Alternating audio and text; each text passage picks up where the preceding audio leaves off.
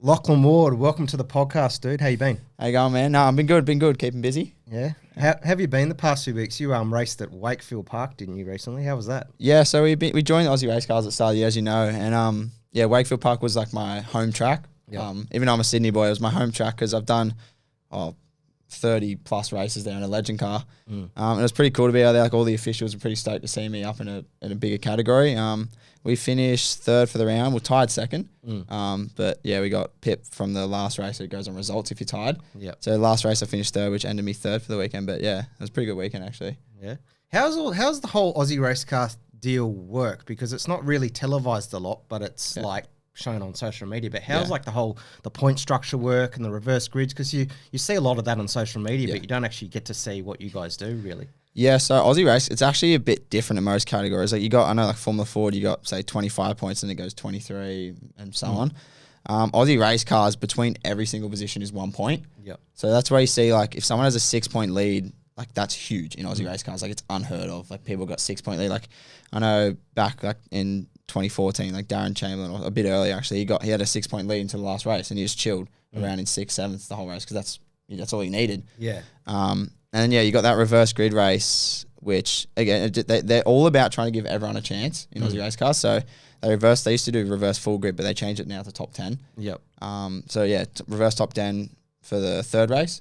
And then races 1 and 2, you actually get restrictors in. I don't know if you know that. No, I didn't know So, that. so top 2 at Wakefield, so at every track. But at Wakefield, I got a restrictor in for race 1. Yep. Because I finished second. And then race 2, I finished second again, so I got another restrictor. Yep. And they go from 4 to 8 mil. So we had stock was 2 6s and 2 4s.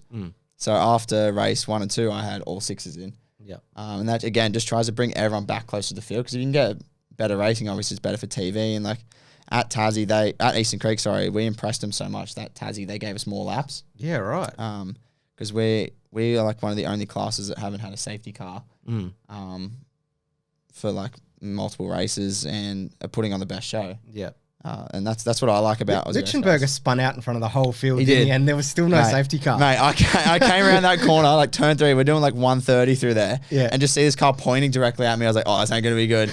And like Josh Anderson, he was across the grass. We had Tom Heyman and Reece Chapman on the left, like on the ripple strip. Yeah. Cody Garland on the grass on the outside. Yeah. And we went 4 wide. I know, Wakefield. Like we went into turn 5, 4 wide. Yeah. Like it just unheard of. And none of us touched. Like we just kept going. Like it was awesome, bloody awesome. Holy shit!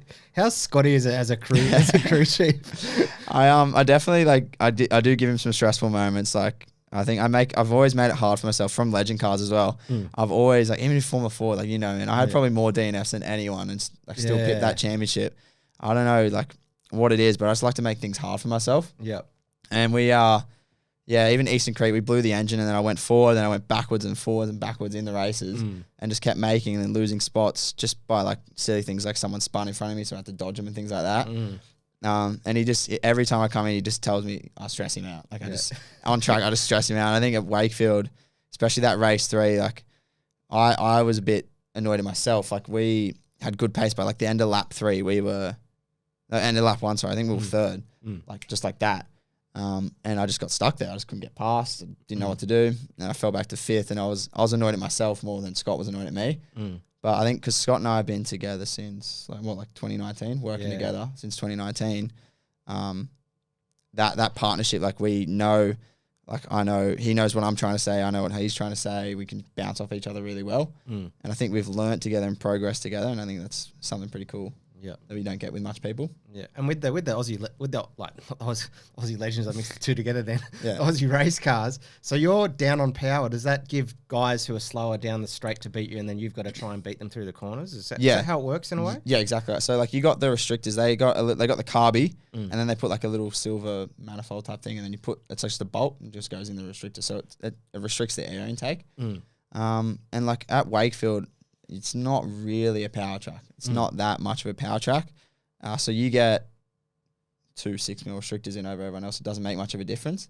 But at Tassie, I know when Tommy and Cody put them in, that it was a big difference. Like once you get up a bit into a higher rev range, like you can get past easily, but it's very hard for you to pass back. And that's been in the category since it started. I'd almost assume like a couple of years after it started. And I think it's a pretty good idea. Like it's a bit harder with things like Formula Ford, obviously, to do things like that. But I think it's really fair and it brings a field together. It's pretty good. A bit like racing like NASCAR and Aussie race cars at the moment. Yeah, like, you would, if you watched Tassie, like, would go down the straight and it was just follow the leader. Like, anywhere anyone would go, just stick behind him. Because obviously Tassie is just basically 3 big straights almost. But that was probably one of the hardest tracks I've had to race at. Because there's only 3 corners. Those 3 corners are going to be perfect. Otherwise, you lose half a second on each corner. Yeah. And like, I remember Scotty over the radio, I made a mistake, I went wide. He was just like, mate, come on, just go. And I just kept dropping off. And I was like, nah, we got this. You just got to put your head down and focus on not what's behind and everyone around you. You just got to do your own thing. Yeah. Especially when there's that little corners. Because normally like, at Wakefield, you might stuff up Fisher, but because you stuffed it up, you get a better run and you can line it up more into the back kink. Where Tassie, it's just 2 long straights into a tight corner and then another tight corner. Like Talladega or Daytona. Yeah, it's just flat out. Like, I feel so bad for these engines. Like, they're just pinging at like $9.5 grand, 10 grand, just down the straight, top gear, and you're just sitting there just waiting. And then you want it to go faster. You want it to go more, and it just won't. It's like, that's all it's got. You actually pinged an engine at Eastern Creek, didn't you, in the first round? Yeah, so we bought the car off Josh Anderson. It was his second car. And yeah, we did just a day at London with him, and all we did was bend in brakes for 2 sessions, just to make sure everything felt right. And we found an issue with the gear shifter, which we fixed for Eastern Creek. Then we went to Wakefield, I think 2 weeks out from Eastern Creek. Again, we just took it easy. Like, we were from like Wakefield pace, I was like 2 seconds off what we were meant to be running. I was just really chill. And then again, just making sure when we fixed the gear shifter that worked. And then went to Eastern Creek, practice qualifying. Perfect. I think we were 8th and 4th or 8th and 5th. And then about 6 laps in to the race, coming out of turn 2, start to die. And I was very confused. And then out of 4, I put my foot in the clutch and just bang, shut off. Went. So the 4th cylinder, the conrod, I'm pretty sure bent or snapped. And then it split the crankcase. And I did a number on it, but like we'd spoken to the engine builder and just nothing, like just decided it. I just said it's my time to go. I'm going to leave, and it's just left. And I was like, okay, cool. So that was a bit, that sucked a bit, like a lot. Like, that was really rough, especially first race. Like, our plan, obviously, as we do with everything. Like, my dad and I, we go into a series. We just want to like get in, do well, get out. That's what we've done since karting. We did it with legend cars. We did it in Formula Ford. Just get in, do what we need to do, and get out. Because if I'm winning and up the front and not getting challenged, I'm not learning anything. Yeah. So that was our plan. And then, first race, that hit us. And as I said, the points, like, is very, very hard to get points back.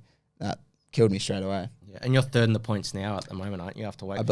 I believe we're 3rd. They haven't released the points yet. There's some investigation going on with something. But how many normal entries is there? Is it a 40 car field normally? No, so we've got like 20 full series entries. Yep. And then like Eastern Creek, we had 28. Tassie was 24. So was Wakefield. And I think Bathurst will probably be over 30. It's Bathurst. Everyone like shows up for Bathurst. That's what they say. Like, it's got a lot of drop-ins, drop-outs for rounds. And especially with COVID, like, people can be a week out from an event and just can't do it. Yeah. And, like, they physically can't do it. It's a bit of a shame. But because you can pay an upfront series entry, and that's what most people do, and it secures their spot. Is there a drop around thing now for the COVID thing or not? No, I wish there was. I know some like championships are doing that. Yeah, I think Legend cars do it. I'm not sure about XLs. I can't remember. It's been a while since I've been in XLs, but I think I was hoping. I was one of the first things I asked Brad, the series manager. I was like, "Is there a drop round after I blew the engine?" He's like, "No." I was like, "Okay, that sucks. That sucks." But I think now we're 3rd. Tommy Boy's got a big lead. He's been pretty dominant this year, but I think I'm 1 point behind Josh. He's in 2nd. Yeah, because Josh had a DNF, but we've all basically had a DNF apart from Tom. Yeah. So we had Cody had a DNF. Reese didn't have a DNF, but he's had a few like unfortunate bad races, which sort of equaled out. Yeah. We just need Tom to have a DNF, and then we're all back on that even playing field. Yeah. Let's go before we've dived straight into Aussie race cars, because you've just done that. But I want to know a bit more like how you grew up, and didn't you grow up in the Shireway? I've been to your house once, I think. So. So I grew up same house since I was a kid in Cornell. When Mum and Dad were picking a house, it was either Engadine or Cornell. They were the 2 cheapest, so I'm in Cornell. I rode bikes when I was younger, with just for fun with me and my dad. But I was a soccer kid Played soccer for like 13 years. I never had motorsport in mind. Like that was never ever a thing on my mind. Like Dad, when I was younger, had Brock Commodores. He had a few Sandmans. Yep. No, he had a few Brock Commodores, like a Sandman. And that was like about it. That was the only thing car relevance at all. None of my uncles or like my grandparents or anything have raced anything. And I saw, we went into, well, it would have been Toys R Us back when they were a thing. Yeah. And there was, you know, the little electric cars kids drive around in? Yeah, the SFX. They're so fun. SFX tracks? Or just like, or they just the normal, like, you know, like remote control? No, the actual ones kids sit in and drive. Oh, the right. big ones? Yeah, those things are so fun. I still drive around in there. They're so much fun. But I saw a Mario Kart version of one of them. Yeah. And I was like, wow, it would have been, I was like 13, 14. Yeah. And I said to Dad, like, I want that. I want to get that. Yeah. And he's like, no. I was like, no, I want it. You don't understand. I want to get that. Mario Kart. He's like, no, I'm not wasting money on that. And he said, let's get a real go-kart. Yeah. That was probably the most expensive mistake that man's made in his life. But he's been paying for it ever since. Oh, man. Like, and then, we got that go-kart from a local guy in Caringbah. Yeah. What was the go-kart? Was it an Arrow or a... My first go-kart was... remember the chassis? It was like a 2002, some red thing. Like, it wasn't even a red speed. It was something else. Yeah. And then my first, like, proper go-kart was an Arrow... I think it would have been an AX9 chassis that had X1 side pods on it. Yeah. And I just went and cut laps. Did you run laps at like Wollongong or Picton or Eastern Creek? Where was your main track that you ran at? So when I started, it was at Wollongong. For like a solid few months, every Thursday, Dad would pick me up from school. Kids used to think I was sick because I'd rock up. Dad would have the go-kart in the back and they'd all be looking at it. But we would go to Wollongong every Thursday, Arvo, just my dad and I. And just cut laps around the track, like rain, didn't matter, just went out there on slicks and just had fun. Yep. And then, I did my first race in that chassis as well. I did my first, 5 meetings in that chassis. And this was just when the KA100 came in. Yep. And I was running around in a J. Yeah. So you're at the point where Karting Australia and Karting New South Wales was all the whole brand split, so to speak, happening. So that was... So, like, they were changing over engines and... that was what? That would have been... 16 when they were swapping the engines. Yep. And we bought this Arrow and it was like, it's a good car, it's a good engine, like it'll go good. And then we went to race after like a year and they're like, oh no, there's different engines now. Sick. Okay, cool. Like we'll just run around at the back then. So we ran around and just got off our P's obviously. Yeah. Because there's no point buying an engine if I'm just learning. And then we bought the new engine and a deadly cart, which is an Arrow. Yep. Dave Sarah's cart. Yeah. So we ran around in that. Would have been almost a year. Yeah. And we snapped it at Eastern Creek. Really? In the rain. It was so quick in the rain and we were like, this is mad. Like, we're going to win in the rain. And we came in and realized why it was quick. It was because the thing was soft as hell because it was snapped in half. We're like, okay, that's fun. Yeah. That's what some people like, obviously, because this podcast is about learning for people trying to get into the sport. Yep. They don't realize that some of the carts that they buy, like off that second hand, are really, really soft and will snap. So you'll actually be costing yourself money. Yeah, exactly. Like, and I go through that a lot. I obviously do a lot of coaching and things like that. And we go through a lot of, I help a lot of people get into it. And a lot of things with secondhand chassis, like you can get a lot of sick ones, good ones, but what's stopping someone from lying to you? And it could have been bent and they just straighten it and you'd know yourself. If it's a bent chassis, that thing will bend back like that. Yeah. You give that thing, like you hit 2 corners wrong, bang, it'll bend back out. There's no point running an old chassis that's been bent. It's just what happens, like, you know? Yeah. But yeah. And you've, after that, did you just compete in club days essentially then move into cars? But you're with New South Wales. We should actually talk about New South Wales kart team. So were you on your own for a bit? Then you went to New South Wales kart team. Yeah. So we were with Interkarts, and then we went to Stable Karting, and I ran with him. Brucey? Do you still chat to him? Yeah, all the time. Yeah, he's class guy. He's a legend, isn't he? He's so funny. I love Bruce. I get he's up for the bands all the time. Oh, I get heaps of Snapchat memories that pop up. You know, they pop up a year after, 2 years after, of just him like us at Coffs and Newcastle and just.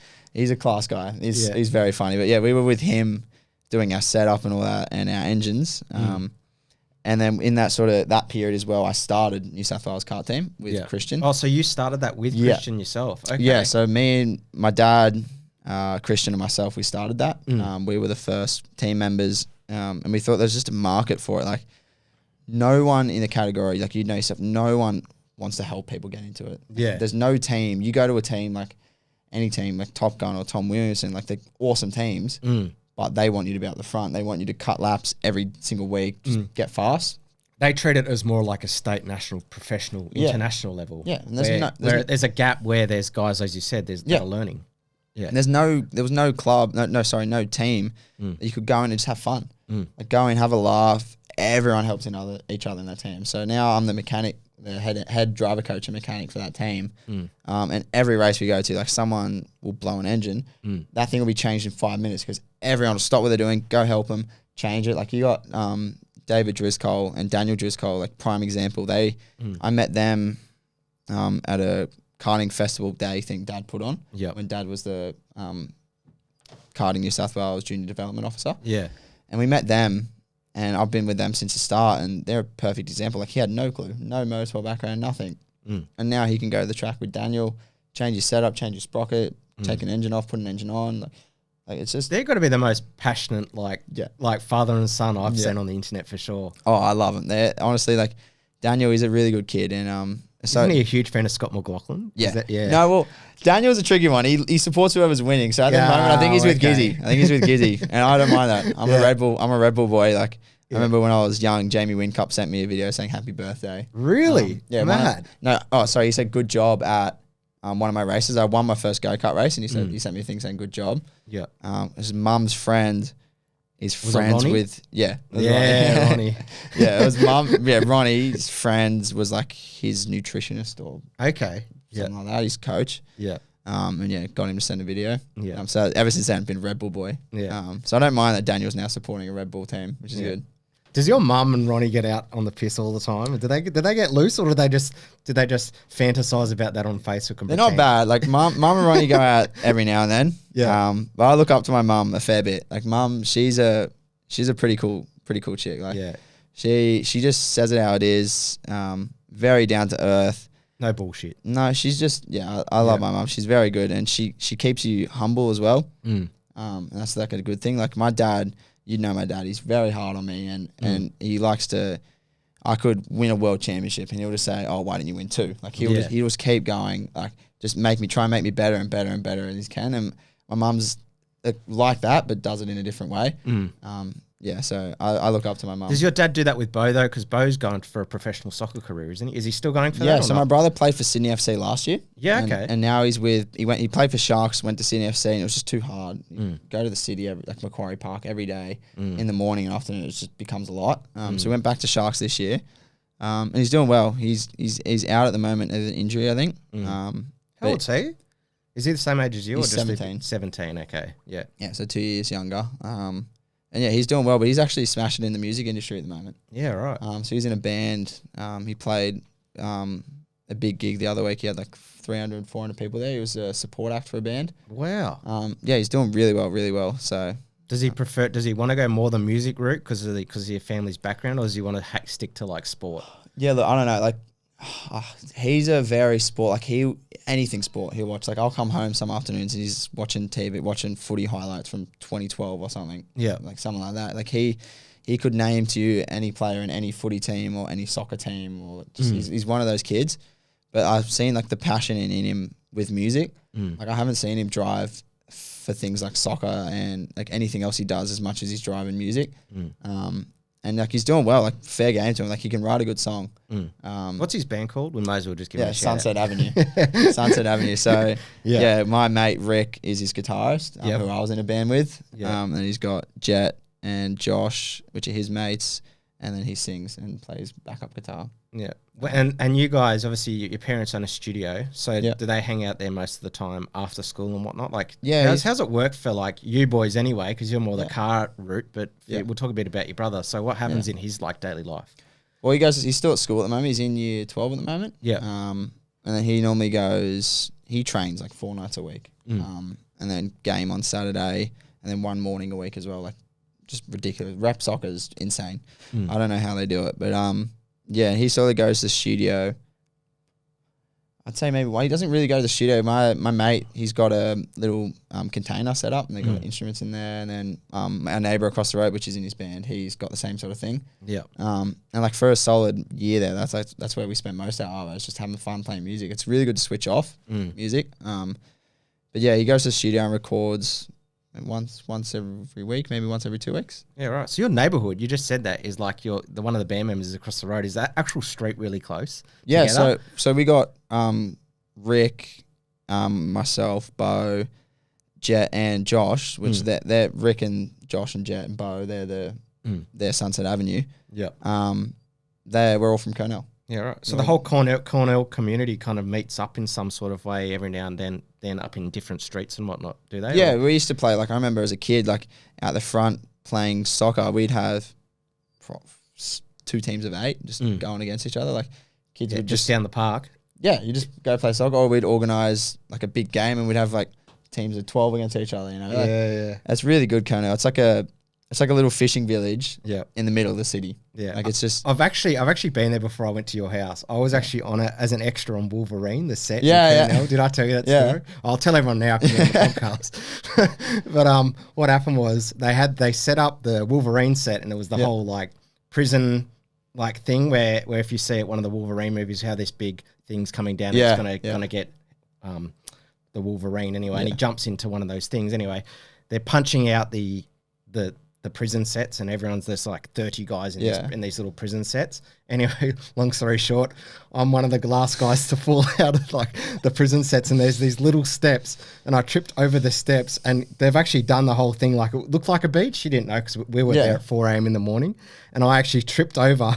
Like, because they gave us these little shitty sandals, tripped over and smashed my head and knocked myself out under the sand because it was it was actually like a general road. Yeah. Knocked myself out. I got this massive payout from Wolverine. Like, and I was freaking. Because they shut down that road because they obviously put sand all over it. Yeah. And they shut down that street for like 2 weeks. Yeah, my car was designated in Cornell somewhere. I remember going back there 2 weeks after my concussion and picking up my car in this middle of nowhere.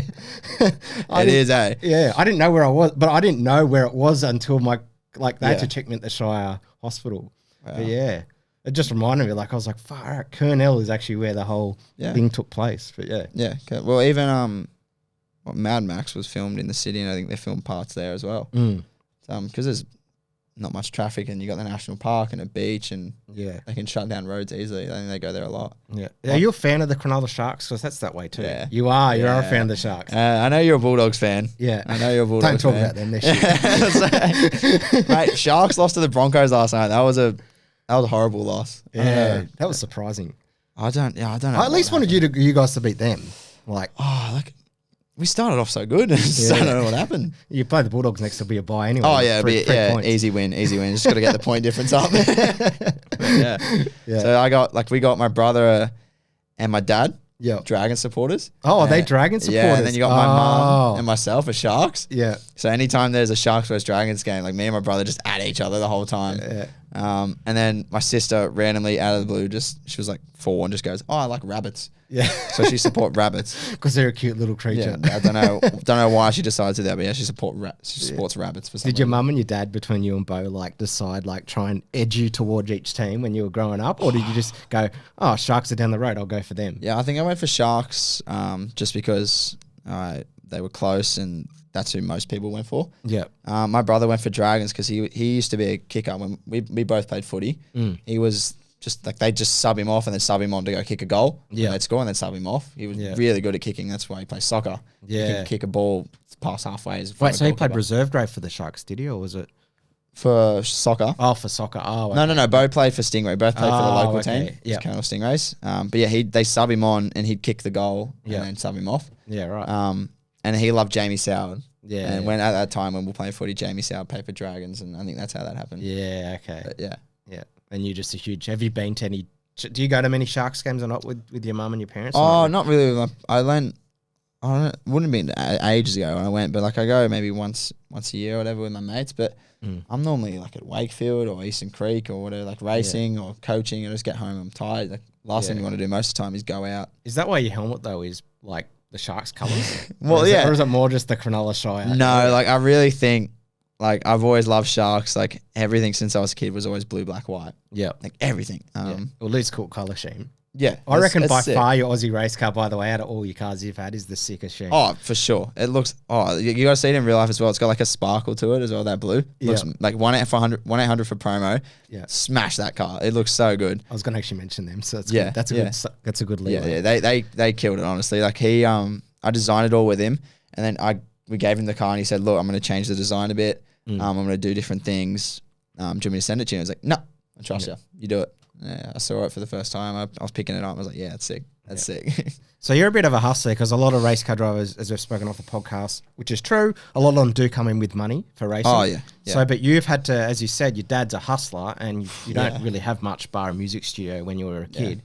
So how did you get into the whole hustle game of, like Luke King and other guys I brought on the podcast? Yeah. How did you get to meet 1-800 promo and how did you just get that motivation to do that? So like the biggest thing when I was younger, like we had, obviously when you're on the podium a lot in go-karting, the basic things like, I'd like to thank mum and dad for bringing me out here, like to thank officials, like everyone would give the same spiel. And I went through with dad and like we wanted to talk a lot, like we wanted to actually talk on the podium and present myself well. So I went to do a Toastmasters course and learned public speaking and how to talk properly and lots of different talking techniques. So that was the first step, sort of where it began, is I can talk really well. Like I can present myself in front of someone very well. Even though I was 15, I could talk like I was 25. Yep.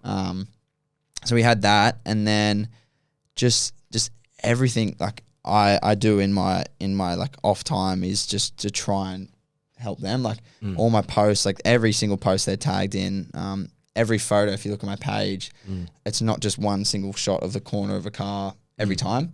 Every photo will be a different angle, so then every sponsor's getting maximum exposure. And then you got, like, I do videos. I know, like I do a lot of videos for myself, but also a lot for my sponsors. Yeah. And you got, like, these days, like doing a marketing and promo video is $5,000. Yeah. Like easily, it's like 2 videos of a minute, $5,000. Simple. So I do. You actually helped Adrian Sarkis launch his new car, didn't you? He told me about that. So Sarkis' livery reveal was me. Yeah. That was my video. I was like, dude, that came out quick. And he's like, yeah, Lockie did that in like half an hour. Oh, man. I was bugging that day. So I got to the track at like 7. Yeah. I had Lockie, Manif and Adrian. Yeah. I was coaching them all day for 5 sessions. And you had to do this video in between them. Did the video, then drove home. I probably got home like 6:30. Yep. Spent 2 hours editing. Yep. Sent it to him and then I think I fell asleep straight away. Like, I was just done. But yeah, like things like that. Like I've been starting to do a bit more of that. And like, yeah, with all my sponsors, I do videos for them. Obviously all my vlogs and things like that. It's just more exposure because I get a lot of younger kids. I work a lot with kids in go-karts and things like that. And I try my best to be something to like for them to look up to. Yeah. If I went around the pits just carrying on, being silly, chucking a sook when I got hit and things like that, like that's not what I would want my drivers to be. So I got a lot of boys in karts and Adrian and Lockie as well. Yeah. Do you tutor any girls or have you had any girls? I've had two girls I've worked with. Both incredible drivers. Yep. And there's like, Does Kiara Jones want to work with you in Formula Ford? Yeah, I spoke to her briefly about doing a test day. Yeah. Just to get her up to speed a bit. And I think the main thing will be is just working on feedback. Yeah. Because that's the biggest thing. Like the first day, most of the time with anyone, when I do coaching, is just working on feedback. Like you get a kid that comes in, like after all your years, if a kid just goes, "Oh, car sucked," what are you going to do with that? Like, and it's same. Even like you go to the next level, you go, "Oh, it's understeering."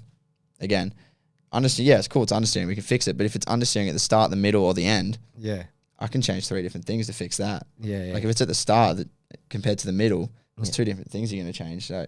Yeah, that's my biggest thing is working on feedback and just keeping a level headed. Like if you get level headed, if you get upset or angry while you're driving, you're gonna drive like half as good as you could. Yep. So that's what I always try and aim. Like always smile. Like I'll come out of the car, just try to be happy, smile. Yeah. And always look at the positives. Like there's always gonna be negatives in anything you do. But you always just got to stay positive. That's the biggest thing. With my racing is just, being happy always. Like go over. If you have a good race with someone, shake their hand, say good race, talk to them for a bit. Yeah. And that's my main thing. Get the red mist over and done with. Yeah. Like, you get a lot of people, even from karting. So like, there was a lot of rivals I had. Yeah. Do you remember many of your rivals? Like, Are they still in karts or are they out of it? So I moved on pretty quick. Like I 16, we moved out of karts. Like as I said before, like if we're doing well in something, we don't want to stick around. So I'm not learning. So we moved on very quick. They stayed around for like a year or two, and kept doing karting, really for no reason. Yeah. They could have simply moved on. Yeah. Like we just stuck to our own, me and my dad. Like we wouldn't go out with anyone. We wouldn't do that. We'd just do our own thing because we were always cautious that it can happen. Like something can blow up, something can happen. You don't want to be on track and you and your mate come together, then all of a sudden you don't like each other. Yeah. So we'd always just stick around with Bruce and just my dad and myself. Yeah. And it wasn't a bad thing. Like it's good memories with my dad. Yeah. There's Christian Drury, who you were talking about your karting days still. Is he the dealer for Tony Kart, or is that? Yeah. So he's actually killing it at the moment. So he actually did my parents' garden. Did he tell you that? Yeah. He did Erebus chick, what's her name? Betty? Betty Kalinko's as well. He did hers, yeah. Yeah, right. Yeah, he's killing it. But like he with New South Wales car team, he recently became the dealer for Tony Kart for New South Wales, that area. He's got Briss spark plugs, Grow oil. What else is he got? He's smashing it. And I'm just about to take over the New South Wales kart school. Yep. So that's just a thing. Like we've got a lot of carts ready to go. Does he have a warehouse for the cart? How does he do with that? With his obviously his gardening. Do you know what happened with the logistics? So Christian actually used to live. Where did he live? He lived in Woolooware. Yep. And then he moved to Cornell for a bit and rented in Cornell. Yeah. Which was actually pretty cool. Like it was cool to have him around the corner. But he had. You seriously couldn't fit like a Hilux or something in this garage. Like it was a tiny garage. Yeah. And he had go-karts stacked against the wall, like on frames. And I remember just talking to him. He's like, "Mate, you got to move out. Like this, you can't do this." And now he lives out near in this, like actually around here probably. And he's got like a decent size. You could probably fit 4 cars in there. Okay. Still just found a way to pack this thing full of go-karts. Yeah. There's some big things in the pipeline with New South Wales Kart School, and I'll be the head coach and run that. And just get people into it. Like we found even like from getting from karts to cars, I had no one to help. Like it was very hard to find that way. And like we went to go do a day at track school, and in New South Wales at that time, you weren't allowed on track unless you were over 16. Yeah, and you're actually John Boston actually hired you now, didn't he? Yeah. So like we said to Dad looked up the laws and spoke to CAMs back when they were called CAMs in Melbourne. And they're allowed to be on the track at 14. Yeah. So we actually got the rules changed to let, with John and worked with him. And now, you're allowed to be on track at track school days at 14. Yeah. But full circle now. I work for Boz 3 times a month, I think, in Wakefield. Did you find it intimidating going from like the karting aspect to just hopping in a car? Was it overwhelming for you or anything? I think we did it, like my dad's a very switched on person. He knew. Like you see people go into Formula Ford straight away out of karts and spend hundreds of thousands of dollars just learning. Yeah. Just downright learning how to drive a car. Yeah. So we bought a cheap, crappy, like it was like $1,500 hill climb car and just cut laps. Yeah. Was that the XL? Or was that was a Charade. It was a Daihatsu. It was a black and green Charade. Yeah. And we just cut laps, man. Like we went to Marulan. We went to Wollongong go-kart track. Did your dad buy that off like a site or something, or was it around the local area? No. He bought this thing came from Queensland, I think. Oh, okay. Yeah, this thing came from Queensland. Some guy Dad knew somehow. It was Dad's got a mate in Queensland. It was like his neighbour owned the car or something like that. And Tony brought it down, and then we met halfway or something like that. And I just seriously cut laps. Like we went to even Wollongong car track. Yeah. And just cut laps. Yeah. Just doing laps around a go-kart track. Just stopping, going from first, second, third, fourth, third, second, third, first. In the car? Yeah. In the car itself? Yeah, and then I did like sessions where I'd just stop, start, stop, race start, stop, race start, stop. Yeah. And then when I got into cars, like even I remember with Tim in 2018, my first race in the Kent car. Yeah. We got to the end of Friday. Yeah. And Dad just went to Tim, was like, "Has Lockie ever done a start in this car?" And Tim just froze and was like, "Nah." So we went into Saturday. No, they let us do waited at the end at quali and they let us do a race start. Yeah. At the end of pit lane. Yeah. But yeah, if I hadn't done any of that, I seriously would have gone into my first race not even knowing drop a clutch or whatever. And that's the thing. Like we had the Gemini as well. Yeah. It was good that you didn't ask me because I was your teammate back then. Yeah. I don't even bother with race starts. I just wait for the. Just wait and just drive a fly. I'm the Kimi Räikkönen and I just turn up and do the start. Yeah, I was saying before, you just used to rock up like an hour before the race. I'd be there like 2.5 hours before, like going through things. You just rock up and be like, hey guys, how are we? I was well in cruise mode with Tim. I was with him for so many years. I was just in cruise mode. It's different now with Bart. Yeah, Bart would kick you into gear. Yeah. Bart has definitely kicked me into gear, as you've seen in my race results. Yeah, exactly. Yeah. Like you've gone leaps and bounds with that, but that's the thing. Like we went into that day not even knowing how to start the car, like, and but yeah, like. I think we did everything the best way possible. And so the Formula Ford was essentially your first racing car stuff, was it, or was it the Legend cars? Or no, so we did what would have been. It would have been my first ever race. I was 15. I was in the Gemini 1975 Holden Gemini. It was the 6-hour regularity. At Eastern Creek. Was it just yourself? So we had a team. It was with John Mansell, Andy Clarkson, Ash Mansell, and myself. Was it Patrick Corner as well? No. Later? Yeah, so there's and it was Ken was his name. I can't remember everything. I do a lot of study, but I can't something remember. Kendrick. He races like a golf now. I think it's mad. It's awesome. But yeah, I was 15, and the last time they had a 15-year-old, he crashed into cars, and there was a massive fight over getting kids like that. So I got called up. The race was on Sunday. I got the call from Ash Mansell on Thursday because I met Ash at a day I was in the charade at. Actually, no, I was in a Toyota Starlet at Pheasantwood when Gary Wilmington owned it. Yeah. And he met me there, and he just saw I was a decent driver, and he had his daughter there, Chloe, I think her name was. I can't remember. But she was there driving as well, just learning to drive. Was that Pheasantwood when it had the dirt track in the middle? Yep. Yeah, back when Gary owned it. That was a cool track back then. But yeah. Oh, he doesn't own it now? No, so that is Steve Shell and Cam Show. They smashing it. Honestly, awesome. Right. Awesome circuit, awesome facilities, awesome people. Love it. Wow. I thought Gary Wilmington still owned it. No, he sold it 20... Isn't it in his backyard? Basically, yeah. He can go through the bush in like 2 minutes and he's there. And we met him there, and I got the call from him Thursday night. No, he messaged me and he said, "Can I give you a call?" And I was like, "Okay." He sent him my number, and he called me. He's like, "We lost a person for our 6-hour team. I need you." And I went out to mum and dad and like had him on loudspeaker, and I was like, "Ash just asked me to drive at a 6-hour." Yeah. And mum's like, "You've never been to Eastern Creek?" And I was like, "Oh, that'll be all right. I can learn tracks pretty quick." She's like, "You haven't even raced a car before." And I was like, "Oh, that's all right. I've raced go-karts. I'll just figure it out as I go." Yeah. So we rocked up, and like, man, we got, even from the other teammates, like I work a lot with John Mansell now with his small car cup. Yeah. And I got infinite respect for John Mansell and what he's done and what he does now. And even he at that time was looking at like Ash and was going off his head at Ash for bringing a 15-year-old kid into the team. Yeah. And is then it like a liability issue?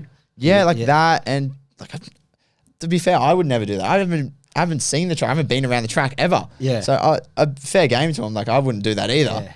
Yeah. And then whatever, give me the car. Yeah. And we went out second. We were second out for the 6-hour. And was it a regularity or an actual race? Regularity. Oh, okay. Yeah, and I came in. I'd scored. I didn't obviously know. There's no radios. It's all not allowed. Yeah. I didn't know, but I scored very well. Like every lap was almost max points. I think I missed 2 laps or something. And I came in. They were all smashed on my like roof, like cheering. And I ran into the garage door at Eastern Creek. Yeah. Just head on straight into the garage door. Bent the side of the Gemini back. No. And I was like, it doesn't look good for a 15-year-old kid. Just ran into the door, but yeah, we scored like third highest out of 171 drivers. Well, I did, sorry. And we won. Yeah. Like, that was my first ever time in a car, and we won the 6-hour, and we won it the past 2 years as well. Did you get a trophy for that? Was there trophies and everything? Yeah, so I got 3. That's like big plates. Yeah. So I got 3 of them from the 3 years in a row we won. And ever since then, like, I've been working heaps with John, and it's been pretty cool. But that was like just a really weird experience to go in and have everyone look at you sort of weird and just be like you have never met any of them and they already hate you. Yeah. But yeah, I think we proved them wrong pretty quick. And yeah. And then after that, you went to, was it the XLs then or the Formula Ford? Because you did so we did differently, didn't you? Yeah, I did very, very different. It's all kind of scattered. Really. Yeah, so we went 2018. We went the race with Tim in Kent at Anglo. Did you do the full Kent Championship the first year? No. We only did 1 round. Oh, okay. Would have been round 4. You did Bathurst, didn't you, as well, though? Yeah, so we did round 4 of the Kents. and then we did Bathurst in 2019. Yeah, you're on fire that weekend. Yeah, like we had race 1, like I qualified 8th, and then race 1 I was up to like 5th, and then Paul Morris took me out. Yeah. So I started at the back and then got to like 15th or 14th. Yeah. And then I put it in the wall at Forest Elbow, I think. But yeah, that was a really good weekend. Yeah. Was that your first time at Bathurst? Yeah. Racing at Bathurst? Yeah. Oh, actually, I do remember that. Yeah, that was your first. Did you find that intimidating at all? Like looking at it when you get to the top of the hill? Yeah, I think the first session, like I drove out of pit lane. Yeah. And it was because Jaden was racing as well, but he was my engineer. Yeah. And Jaden said to me, so I was like, how's the car? How was this? How's that? And I said to him, I was like, I'm going to be honest, dude. I was just driving Bathurst. I had no clue. I wasn't thinking about anything. I just drove Mount Panorama. Yeah. And he's like, all right, for quality, you got to kick in. I was like, okay. But yeah, that first session was so surreal. Even driving out of pit lane and just seeing like the ripple strips, I just remember that'll be a memory with me forever. It was pretty surreal. It was pretty cool. And for a Formula 4, they're so low to the ground so you can see the track big time. Like, I've got a photo, dead set, about that far off the wall. And like this little, looks like a spider just going around the track. It's pretty cool. Yeah. But yeah, so we did that in 2018. Yeah. Then we did that at Wakefield with Tim. Then 2019 we did that. And then, we started Duratec Formula Forward. Yeah. How did that deal come about? Because at that point, you literally didn't have much money at all to go with. That's kind of where you mustered up your thing to where you are now with Aussie race cars, isn't it? Yeah, so Tim helped us out massively, and we were the first Duratec Tim had. And it worked a lot in both our favours. Like, I know Tim, I still work for Tim now and do coaching with him, and I go work on his drive days and drive his 2-seater. Yeah. And anything I can do videos for him, anything I can do, I do for him. Does he pay to drive his 2-seater? No. So I do all that with Tim just for free. Yeah. Out of goodwill, good faith. And yeah, we without Tim, I wouldn't even be where I am now. Like everything I've done up to now is because of Anglo. Yeah. And that's why I'll forever be repaying him. Yeah. And that's the thing in motorsport. Like you gotta, even in life, in work, you can just go up to someone and say, I'm gonna work for free for you for 2 months. And if I'm good, you hire me, like things like that. That's what we did. I said to Tim, I'm gonna work for free for you. Yeah. And then we're gonna drive for you. Yeah. He's like, oh, okay. And I was like, yeah, I'm gonna work for free. And I worked for free for Tim for like 2 years. Yeah. I remember you doing some video stuff. Yeah. For the team. Yeah. I think I was there. I've been there longer than Jaden. Jaden's obviously was a lot older than me, so he did a lot more with Tim earlier. Because I started. He raced for Spectrum.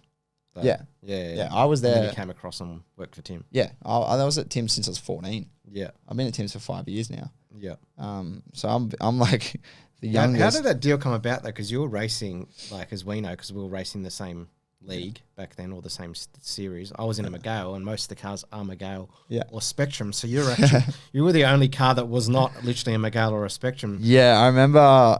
And people still give you praise because you beat Magale and Spectrums, and you were with a car that had no data with it. Yeah, so we went in, had nothing at all. Like this car, I remember Scotty telling me, he was like, when Scott started working at Tim's, he said, who was that? Whoever was there at the time said to him, like showed him around the workshop and then pointed at the car. It was on the top, very top level of where all the cars are racked up at his workshop. Yeah. And said, we don't talk about the car, we don't touch the car, we don't take it down, we don't even take the cover off. And Scott's like, all right.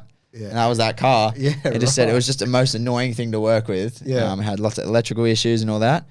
And yeah, we took it out. I remember Keith Brennan did a test in it, and he said to me, he was like, oh, that car, I probably wouldn't drive it. Like, we couldn't get quick in it. And okay. And Dad took Tim to Queensland to look at a Van Diemen. Yeah, Van Diemen, yeah. Duratec Van Diemen. And Tim was like, that's a really good car. And he goes, oh, so what do we do? Do we get it? And Tim just goes, no, and put Lockie in my car. Yeah. And Dad was like, okay, what do you mean? He's like, no, I'll get a car for Lockie. We'll put him in. I'm like, okay.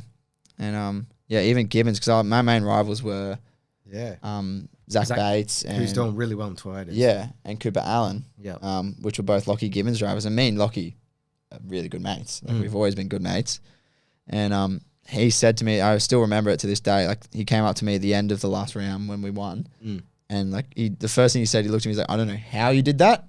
I don't know how. He said, not even beating like in that car. Like I don't know how you beat those two cars, because they were Tom Randall's cars. Yeah. Both of them. They were like $70,000 cars. Yeah. And he said, I don't know how you beat those cars. I don't know how you did it. But good job, man. And shook my hand. And that stuck with me since then. Yep.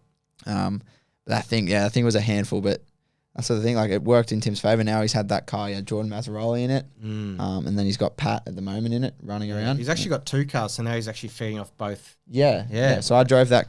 You've actually created like a Duratec team for him, essentially. So I drove that car, that new Spirit he's got at Wakefield the other day, and it's the exact same model. The number 10. Car.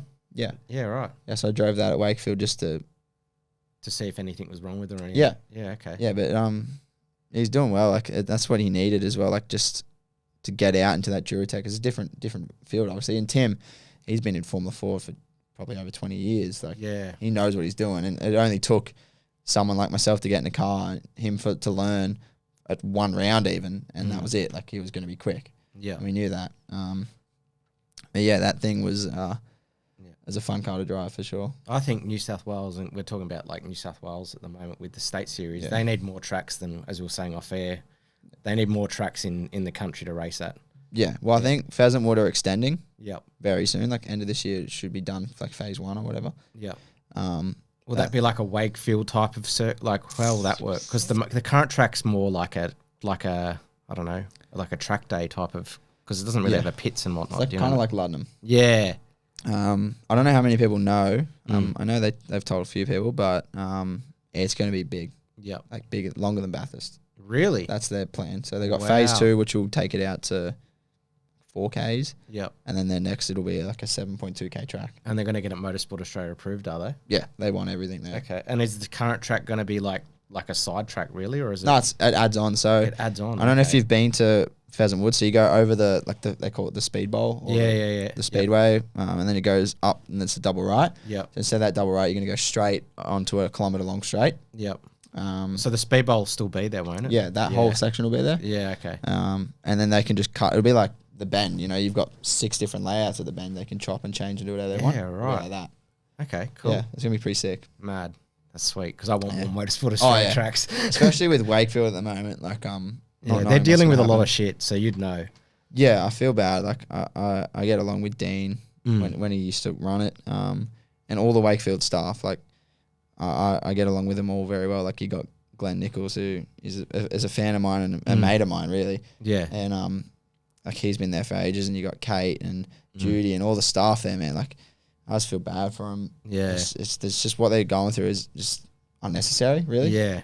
Very unnecessary, but yeah. I've spoken about it on another podcast. It's just about the noise control thing. It's only by one neighbour that's causing this whole raft of just crazy shit. Yeah, and that's all it takes, though. That's all it takes, like. Oh, well. We'll stick on Wakefield Park, because Wakefield Park actually led to your Legend Car days, didn't it? Yeah, so we had... Yeah, so we did the Formula Ford with Tim, and we won that. And we were doing XLs in the meantime, just as track time. That was the only reason we got the XL. His dad said, you need track time in race conditions, not in a Formula Ford. We can't afford to run Formula Fords for no reason. Yeah, you can run an XL. So we just ran XLs.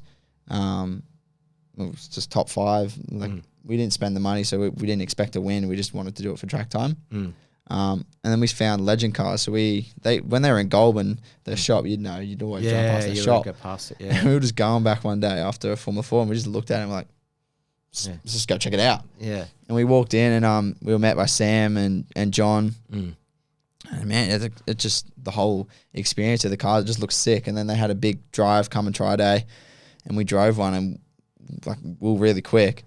They're fun little cars, eh? Oh, they're awesome. Like, I stand by, like, the most fun in a car you'll have is a Legend car. Yeah. Just like, they understeer, and then you're like, oh yeah, and you step on the throttle, just oversteers, and it's just everything that's fun about a car. It's loud, it's got sequential, like, it's just good fun. And did you get the hang of it pretty quickly because of the Formula Ford stuff, or not really? Oh yeah, like we had a little cheap car we got just to start in, because again, we're all about there's no point buying something that's quick and just wrecking it. Yeah. So we had a cheap car and just ran around and learned, and then as soon as we're like okay, I've learned. We put the money in. Like, ever since, like, we won 31 races in a row, fastest lap and pole every race, with just me and Scotty. Yep. Running around. And then even we sold that car off to a guy that wanted to just learn and then get into Aussie race cars. That was Matt McLean's mate, wasn't it? Yeah. Mikkel. I know nearly everything. Yeah. His name was Mikkel. Yeah. And then we got another car off when we bought the Aussie race car. Yeah. We had the guy we bought it off had a legend car as well, and he sort of said like, I'll just throw this thing in. I don't want it. Yeah. He's like, it's bent. I think it's bent. I don't know. Yeah. We just don't want anything to do with it. And we're like, okay. And we got that in, gave it to Scotty. Yeah. Was that the second car that you ran? Yeah, that blue and white. Yeah. And then clean swept that. And you went to Malaysia too. Do you want to tell me about your Malaysian experience? Not many people can say they went overseas and raced, and especially at such a young age. Like, that was through legend cars. So we were top like 5 or whatever it is in the national series. Went over. Did you go with your mum? Yeah. So Dad tends not to come to the races as much. Yeah. Just because we butt heads and we just try and let me focus. So we thought, like my parents. They don't, they kind of show up, but they don't sometimes. Yeah, so we thought, Mum just thought, I'll go. Like, I would have gone over on my own, but I was like, I was 16 or something. Yeah. And that experience, out of this world. Like we went over, it was a little tar oval, so it wasn't a proper track. So I went over, I was like, I've never been on oval before, it's going to be different. Yeah. How many guys were entered for that? We had 6 Australians, 6 Malaysians. Okay, so it was only 12 cars. Yeah, we had Dennis Liam, which was the A1 GP driver for Malaysia. Yep. And then there was some young hotshot kid that was there. They were like, he's going to win. And we're like, okay. Yeah. But we went into qualifying. It was 2 out at a time. You got 2 laps and you'd come in. And it was top 6. All the Aussie boys qualified. I was second, and then I finished second, then first in my heat. Yeah. And it was just us Aussie boys. And I got spun in the final, but still awesome experience. But like, you had such a little event sort of like that on a tiny oval with 12 cars, and they packed the thing out, man. Really, the whole thing was really full on. Like, you couldn't drive. You come in after a race and you couldn't drive to your pit spot because there's so many people. Wow. Yeah, they just overseas. Did they do it right. Did you get fan photos and stuff like that? They love Australians. Like, really, that's sick. Yeah, like I brought over hero cards and stickers and things like that, and just handed them out, and just threw them out. Like I think I had 250 stickers, 100 hero cards, and like I signed all of them obviously, and then I gave them out, all gone by the end of the night. Wow. Yeah, and even like walking through the street in Malaysia, like people ask you like, oh, where you from? You go Australia. Like, oh, Australia, that's sick, and they like get a photo with you. They just love Australians, and that was what's awesome. How'd you find the Malaysian like authentic food? I was good. We went out on the last night. We went. It's spicy, isn't it? Yeah, we got street food. It was pretty cool, and I think like. It's just like we looked at a meal was up on the board. We had no clue what we were reading. Yeah. And they're like, oh, what do you want? We're like, that. And it fed me, it fed Sam, my mum, and myself, and had leftover for, I think it was 80 cents Australian. Yeah. And like, it was so cool. I think to go over at such a young age was pretty cool. And then, it was always the dream to go back over there. It is just so expensive to go overseas. Didn't you get food sick over there, or was it somewhere else? Maybe. No, I don't think. No. Okay. No. No, I think one of the other guys. I don't think it was food sick though. So you got Brendan and Josh Rugen. Yeah. They're 2 legend car racers. They've been racing it since it's got to tar, and they love to drink. They love a few beers. Yeah. I think they were hungover. They were hungover. They tried to blame it on the food. I was like, we looked at the track the day before the race, and it was like we got back at would have been like just after 11. Yeah. And they went straight to the pub. Didn't see him till like dinner time. Still at the pub. We all went and had dinner at the pub with them, and they were there from lunchtime. Yeah. Like, they just love it. So even like when we go to like QR and all that and race legend cars, it's the same thing. Straight after the last race, they just put the car on and go, which pub we going to, boys? And just go straight to the pub. And that's what I like about legend cars is they're all mates. Yeah. Like me and Brendan at the round at the start of the year, like we were millimeters from each other, like battling, going side by side. Like we went side by side for a full lap around Wakefield in one of the races, and come over and just were mates, like best mates. And we came together at one point. I just backed off, let him keep going, then went again. Like that's the thing about that. Legend Cars is really, really good at the people in it. Really good. What do you think about working? We got to mention this bloke because he listens to me all the time and he loves your racing. Benny Goodridge, Benny boy, Benny boy. He'll be pumped hearing this. Yeah, so I got Benny and Adrian. Are you two? Essentially, they're mainly your car guys, aren't they? Essentially, and I got Lockie Manise. Yeah, Lockie as well. Yeah. So I got Benny boy. He did. I met him at one of Tim's days. Yeah. And he did a test day in the legend car, and he raced a legend car for 2 rounds. Yeah. Then he did a few XL rounds, and man, this guy, never seen the biggest glow on this kid's face. Like he loved that XL race so much, just being in a battle. He's so introverted though.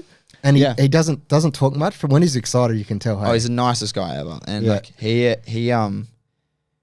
what he did, I think he was like, there was probably 30 cars. He was like 19th, 20th. Yeah. Mate, he came in glowing. He said, I could have been last place fighting for second last, and I would have loved that. Yeah. And that's the thing, like... Was this the Legend car first? No, this was the XL. XL, okay. So he's going to do the whole year in XLs this year with me.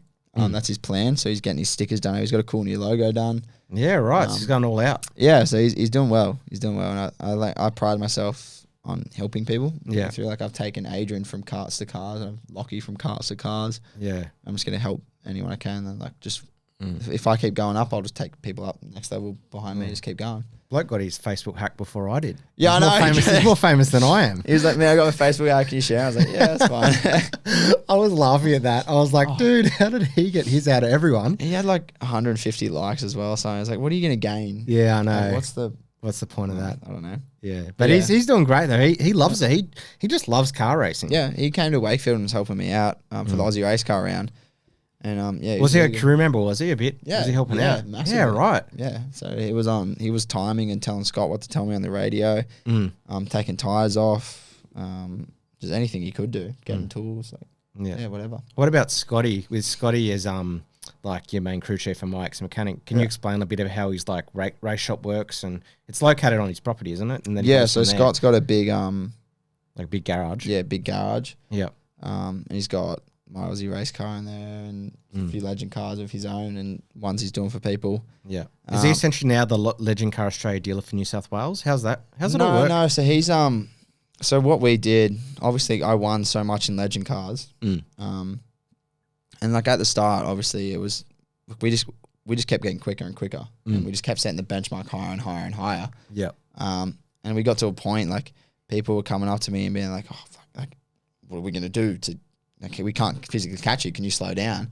And then we just started going, just take your car, Scott.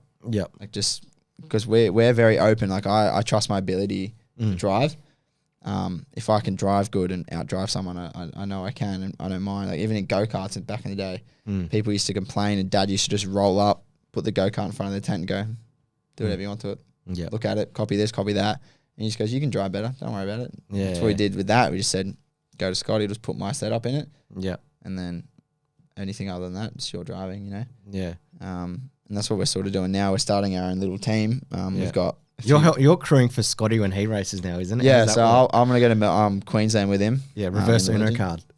Yeah, and I'll be his like coach, engineer type thing. Yeah. And we got lots of people that are starting to come to us, and we're going to start our own team and do it. Yeah, like I've obviously got Lisa. Do you give him shit on the radio now when his roles reversed? Oh no, no, you don't do that. I think we only just got the radios for Aussie race cars, but we had them in one round for XLs to test and make sure they worked for Formula Ford. Yeah, I think the only thing I said to him the whole time was as I was leaving pit lane, I think I was out of like fifth. And I was driving out. I was like, "Oh, I'm going on a Macca's run. What do you want?" Yeah. And I think that's the only thing I said to him. That like when we first had the radios. Obviously now we talk a bit more about gaps to cars behind and in front and what I need to do and things like that. But yeah, it's just banter between us. Yeah, it's good. Yeah. You've been working now with Adrian Sarkis, who has my old car. Yeah. How did yours and Adrian relationship happen? That happened from karts too, didn't it? So Adrian bought my first one of my go-karts off me. That's how he got into motorsport. And then I did 3 coaching days with him in karts. And then he did his few races where I was with him. Then he sold his go-kart and got that yellow XL. And he sort of did his own thing with that and did okay. It was just a cheap car, which you never should do. Yep. And then he called me one hour and was like, I'm thinking about buying Hooley's car. Yeah. I was like, yeah. You wanted to drive my car, by the way. Yeah. I wanted to jump in. I was like, well, yeah, okay. Like, what do you mean? And he's like, yeah, I'm going to buy it and we're going to run it. I'm like, yeah, right. Yeah. Okay. What are your plans? He goes, I reckon we'll give it to Scotty. And I was like, okay. Let me call Scott. So I called Scott and said, what do we think about Hooley's car? And Scott said, mate, that thing will be mint. Yeah. Get it? And I was like, all right. So I called Adrian back. I was like, yeah, look. Get it. Let's do it. Yeah. And then we did a test day and then we started racing and it's been good. Like you got me, a 19-year-old kid from the Shire and I've got Adrian in Formula Ford, like podiums, sticking it to like Cam Hill and Borland and all these teams. He's got to be one of the most naturally, and it's not just me who said it, Jeff Senior said it to him as well, one of the most natural, like you, in a way, like a naturally gifted driver who can just get the car to the front. And he's awesome in the wet too. Yeah, well, that's the thing. Like I've always prided myself on being able to set a car up for the wet. And I said to Adrian, I said, if it rains, I'll be able to, this thing will be perfect and you just got to drive it. Yeah. And he was asking, he's like, oh, if we do this, do that. I was like, just drive the thing, trust me. Yeah. And at the supercar round, he finished like second. Yeah. At the last round when it rained, he was second. Yeah. Just can't catch that Sargent car. No. And whoever's in that car, I cannot catch, but we'll get there. But I said to him, like, he's a good listener. Like, he has his moments where he likes to, he gets a bit grumpy himself. Yeah. It's not at anyone else. Well, he idolises Alonso and Alonso gets grumpy. Yeah. And that's the thing, like, I just say, like, he's just got to, I know it's hard, like I'm only young, but just trust what I'm doing and what I'm saying to him. Yeah. And I think we made a big step, like at the last round last year when he was fighting for the win. He sort of said to me, he's like, I'm just, anything you say, that's it. That's what you said. That's what we're going to do to the car. That's what I'm going to do. And yeah, like we just work well together. Same with Does he say much on the radio or not? He doesn't talk much. I probably say 2-3 things to him a lap. Yep. For sure. Just keep him informed and he loves it. Like he'll come in and say it was perfect. Yeah. Say more. Like he does a lot of work with. I work with Focus Driver Performance now. Yeah. So I'm partnered with them for this year, and Adrian goes there and does a lot of work with them. Yeah. And props to Ollie and at Focus. Like the difference I've seen in Adrian. Like when I first started with Adrian, he wouldn't like me to talk on the radio, like nothing like that. And now massive props to Adrian and Ollie. Like Adrian, I could talk to Adrian going through a corner at 180 kilometers an hour, and he wouldn't care. Yeah. And even his race starts have gotten better with his reaction times. And we do a lot of like things with tennis balls before the race and things like that. Yep. It's just part of what I do as a coach. And yeah, he's come a long way. Have you driven the Duratec of his just to give it know what it feels like? Because Bart does that with me. Soon, I think. Okay. I think we've spoken about it a few times, but yeah. Like I know I can drive him and I know Adrian knows I can drive him. I think it's more important that Adrian drives it. Yeah. Still, because we're just trying to catch up. Adrian can't test once a week like most people do, you know, like once every 2 weeks. So I think we're just playing catch up still. Yeah. But yeah, he's getting there. Yeah.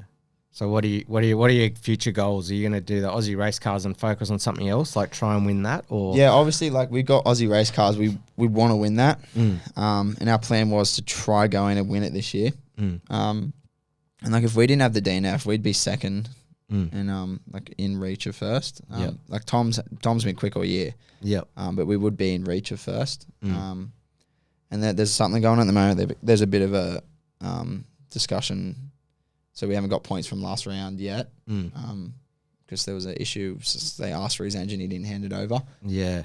So we're waiting on that to see where we sit now. Yep. But yeah, the plan was and is to get in, win, and then attempt to move on. Yeah, okay.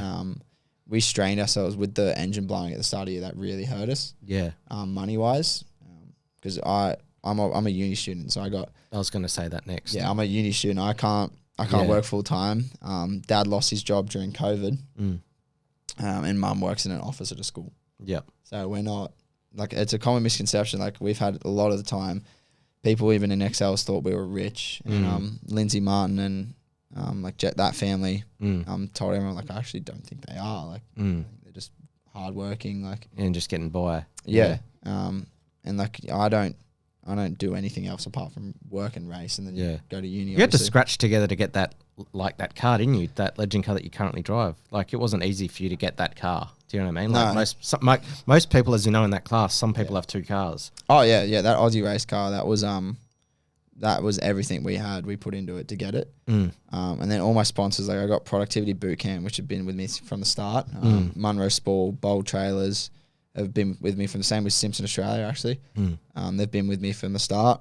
And then I picked up new ones this year. So I got GTS Earthworks, Total Surveying Solutions, New South Wales Car Team, and now on board with me. Yeah. And yeah, is Greg from Simpson from the Shire as well? Or not? Yeah, he was at Kiraway. I think he moved his workshop, but he was at Kiraway. Okay. Yeah. Yeah. And you just looked locally, and then that's how you got your gear in a way. Is that how it happened? Yeah. Yeah. So Greg actually is very well. Like he's like a mentor to me a bit. Like he'll call me before race weekends and say what I'm doing. And I'm normally like, oh, I'm coaching, then I got uni, then I got to do an assignment, then I'm coaching, then I'm going to Wakefield to race. Yeah. And he's like, you're not coaching on Wednesday. And I was like, oh no, I have to. And he goes, no. I'm like, oh, what do you mean? He's like, I want you to chill. And I was like, okay. I don't know how to chill. Like, I don't do that. That's not my thing. I was like, all right. So he does a lot of things like that, and he talks to me before every round and after the round and between races. Just goes like at Tassie, he was like, you just got to make sure you have good brakes. Yeah. And I was like, yeah, I know, good brakes. And we got there. Went through like 3 sets of pads, just heavy braking. What are you studying at uni? Bit left of field. I'm doing psychology and social science. Yeah, right. So doing a double degree. And I currently major in crime. Yeah, right. But I want to go to marketing. So Okay. I want to drop. So you want to drop that? You don't want to do crime anymore? No, I want to do psychology and crime. Yeah. No, some psychology and social and marketing. Yeah. Because then that I can try to get a job as a marketing psychologist. And that's the thing. Like I'm a math person. Like my dad's a math person as well. Like top of the year in math. English I was okay at, but I wasn't top of the year. Like I was in math. Yeah. And for some reason decided to do something with lots of essays for no reason. I was like, okay, I'm good at none of that, by the way. You just rock up to the track and just like, hey guys, I'm here. But yeah, I was like, why did I do that? Like I just chose essay heavy topics. Yeah. For no reason. I was like, oh, okay. Yeah. But I had no clue what I did. I did engineering in year 11 and 12 and I hated it. Yeah. Like I'll happily go engineer a Formula V for a weekend and change setup and pressures and work on the car. Didn't you teach yourself how to build computers as well? Yeah. So I'm big into the computers. Like I love technology and I love just like interesting, cool things. Like I got like all my own streaming set up and like I did during lockdown. I did all the sim stuff. Yeah. And yeah, I just put. So you built a full sim for someone? Or? No. I just I have all that. I love all that type of thing. Yeah. And I built 2 computers, put them together. Yeah. It's just weird things like that. Well, dude, thanks for coming on the podcast. Yeah. And man, hopefully in the future when you've done a bit more past what you're doing now, we'll bring you back. Yeah, we'll go back round 2. Sounds good. All right, dude. Cheers, Lachie.